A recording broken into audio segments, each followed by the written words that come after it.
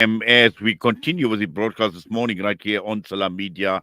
And Alhamdulillah, once again, we are able to focus on miracle surgeries that are being performed in South Africa. Gaza, the children of Gaza are taking their first steps to freedom.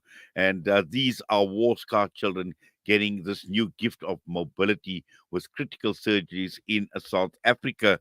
And we are now joined by PCRF's International Pediatric Healthcare and Patients Affairs Coordinator, Sister Ghada Elghsrably. Sister Ghada, Assalamu alaikum wa rahmatullahi wa barakatuh, and welcome. Wa alaikum salam wa rahmatullahi wa barakatuh. Thank you, brother. Yes, Jazakallah khairan so much for your time. And clearly, the last week, it's been a big talking point in South Africa. Alhamdulillah, we've seen last week the welcome at OR Tambo International Airport.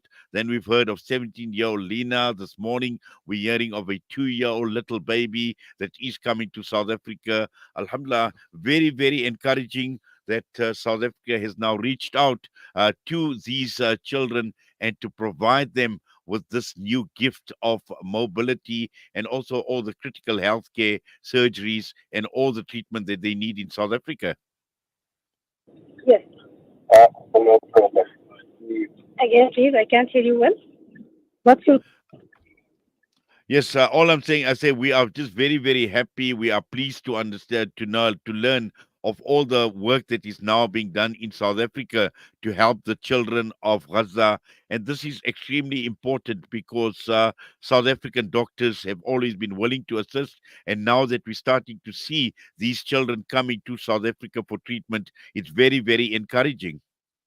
Yes, actually, first of all, I would like to thank you and I would like to thank Salam Media and I would like to thank everyone in South Africa, especially Raslo Hospital, who's the one supporting us and supporting children from Gaza.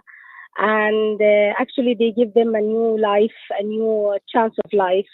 And as you mentioned, yes, we already evacuated two cases, Lena and Mira. And today, inshallah, we are about to evacuate and welcome baby Sanad. He's almost landed his plane at flight at 9 o'clock almost. He will be landed, and I hope everything will be going smoothly. And I'm really appreciated your support for us and your support for Gaza people and especially for the kids.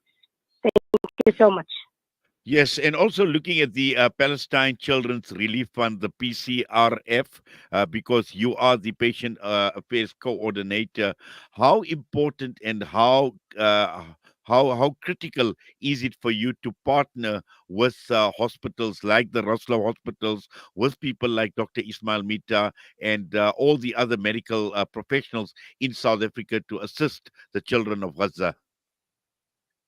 Actually, as you know, PCRF is now established in 1991 to help to give a new to give a free treatment for the kids with the first aid, with the surgical, with all the needs they needed in the medical sector. And actually, we connected by Mr. Dr. Mita and the brothers in South Africa, and we did this amazing collab between both of us. So receiving cases through from Egypt, actually to evacuate them from Egypt to South Africa. And actually, it was not easy mission. We worked hard for this for the last 8 months, but finally we did it. Finally, we achieved our target, and yes, we are here now. Yes, and also I see that you are not only sending children to South Africa; they have been going to some of the other countries. They've been going to Lebanon as well, including the United States of America as well. And I know that this it's a very huge task at this point in time because these are few children that are coming out. But I'm sure, Ghada, that there are still many, many more children, but must be or dealing with it on a case by case basis as to what is most critical at this point in time.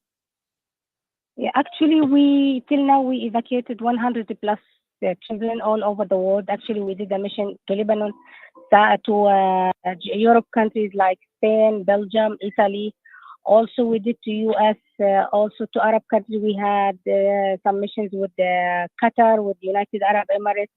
And yes, it was not easy. Actually, it was not really easy because you want to go through, you need to collect all the documents, you want to check the cases, you want to prepare the passports. We need to issue some passports for some cases because they when they evacuated from Gaza to Egypt, they without any documents. Most of the documents has been burned or destroyed or disappeared in Gaza. After what happened. So yes, it is really a big challenge for us, but finally we control it, and we still work on a lot of cases. We have many cases. They need a help. They need a treat. They need someone to look to them. Actually, we have a lot of cases inside Gaza. Even Gaza now it's already closed. The border has been closed for 4 5 months actually, and they are facing a hard time over there. And the people who's in Egypt, they need also because Egypt. They are really loaded or they are full of hundred of a thousand cases in Egypt. And yes, we need to help them. We need to evacuate them. We need to support Egypt also because they have pressure on them actually. And yes, we are facing a lot of issues, but finally we did. We did it finally.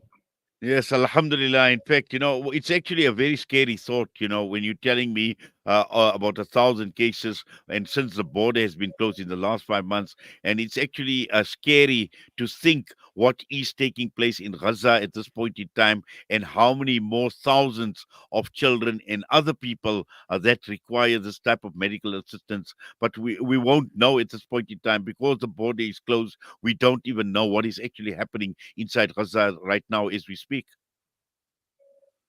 Again, please, I can't hear you. Sorry. I say, I say you mentioned there's about 1,000 cases in Egypt, and now that the border has been closed for 5 months between Gaza and Egypt, we don't even know how many more thousands that still require that are stuck in Gaza that can't come out, that don't have any health care, that don't have any medical care. It's actually very scary to think how many more critical cases are in Gaza right now. Actually, we cannot give the exact amount, but yes, there is a thousands cases in Gaza. They needed urgent evacuation. Some of them they lost their lives because they are waiting for evacuation. They are waiting to allow them to evacuate outside Gaza. And as I mentioned, now the border has been closed for 5 months, and I cannot tell you exactly because I cannot imagine how they are suffering over there. There is no any infrastructure, any medical aid, any hospital. There is, but they are already destroyed. The medical sector has been destroyed totally, and there is no first aid, no medicine, no anesthesia. A lot of things has been missed. Actually, all things has been missed over there.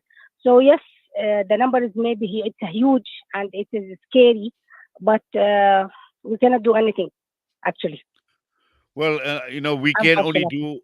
we can only do what is within our capacity. But Alhamdulillah, there is a lot of progress being made, and that is very encouraging, Sister Khadda. And what we will do at Salam Media, obviously, we will monitor this from time to time as well. We will provide the necessary coverage as well. Our team was out at the Roscoe Hospital last night as well, and we've been talking to Dr. Mita as well. So, inshallah, we will continue monitoring. We will continue providing coverage as well, but more importantly, to inspire people to come forward to assist and to help the people of Gaza, to assist in any way, in every way that we can. So Gaza obviously will not be forgotten. Palestine won't be forgotten. Today, it is 11 months since this genocide has started already, and we know what the consequences have been. But we will continue, inshallah. At some point in time, we will stay in touch with you as well. But for now, we thank you. We say Jazakallah khairan for taking time out and talking to us on Salam Media this morning. Thank you so much. I would like to thank you, and I would like to thank you, Salam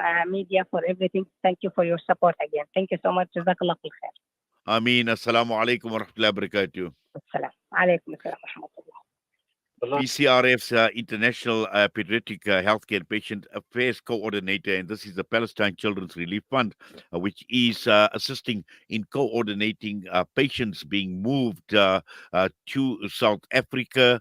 But a lot of hard work. There's a lot of, with regard to paperwork, a lot of effort needs to be done. Remember, these are children. These are people that have lost everything. They don't even have a passport, so documentation, all the other complexities that are involved in a project like this just to bring these patients in South Africa. And this morning, a 2-year-old baby will be brought into South Africa, white phosphorus burns. And when you hear stories about what these burns are like, and we heard that from Yumna Al Said, the journalist who was here as well, as to what the intensity of these burns, the third, fourth, fifth degree burns, 70% of a child's body that is actually covered in burns. And this is the situation. This is the dire state, the critical situation that these people find themselves in. And once again, we shudder to think there are many, many cases, thousands of cases in Gaza right now where these children and these patients and these victims have absolutely no access to medical care.